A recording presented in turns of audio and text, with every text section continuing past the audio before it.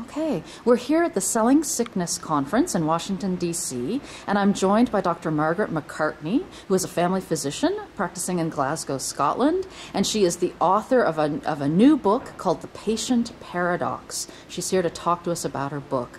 Dr. McCartney, I'm really curious about your title, The Patient Paradox. What do you mean by that? Yes, so the paradox refers to this dreadful problem we've got ourselves into, which means that we overtreat people who are well, but we undertreat people who are sick. So people who are most ill have to really fight to get the care and attention that they should be getting because they're unwell.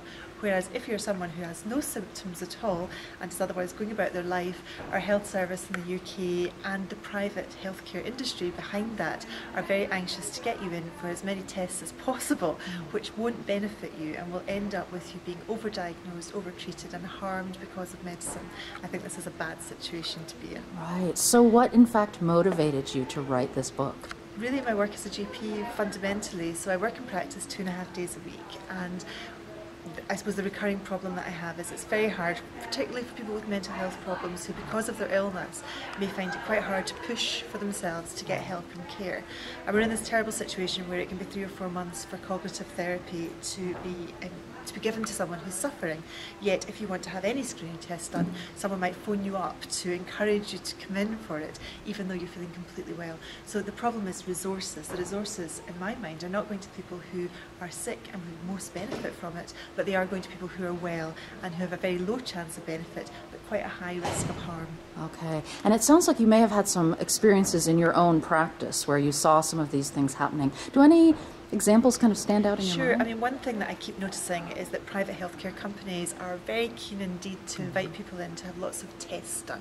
And they really work by the mantra that more is better, which of course when it comes to medicine is the opposite of the truth. So there's a company in the UK called Lifeline Screening who directly mail people with the invitation to come in for screening, which usually means an ECG tracing, some blood tests, cholesterol as usual, quite often a scan of the abdomen to look for aortic aneurysms, quite often a scan of the neck to look for vessel disease in the vessels of the neck.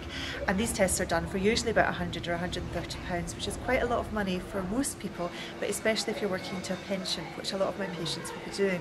And it upsets me hugely when I have people come in thinking that they've done a good thing, thinking that they've somehow helped the NHS in getting these tests done in the private sector, and then they come in with really a disparate amount of test results, all of which I wouldn't have done in the first place, and the NHS is then left to sort out, which disadvantages both my patient and the NHS as well. And I think it's another example of where marketing is trumping science, and it should be the opposite that's the case. So we've actually set up a website to try and help the public make better decisions about private health screenings called privatehealthscreening.org, which was set up as a community effort with myself and some friends, and there's lots of information on there for people who might be considering private health screenings, and I hope it'd be useful to people who maybe get one of these direct mail shots in but who aren't very sure about it and would like to find out some more.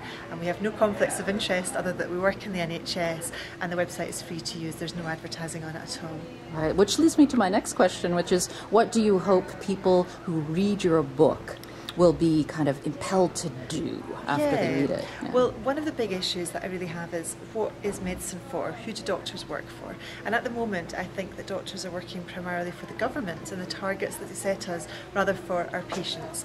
And what I would really like to happen is for doctors to reclaim their professionalism and to say, actually, we're here for our patients. We're not here to work for targets that have been set in some way, you know, because quite often what will happen is the government will set the doctor's contract for targets, and those targets are influenced by patient groups, and some of those patient groups have funding from the pharmaceutical industry. So I'm very concerned that really we're not putting professional values first, and to me good patient care is professional, it's evidence-based and it's compassionate, and I think you can only do those with as few or no conflicts of interest.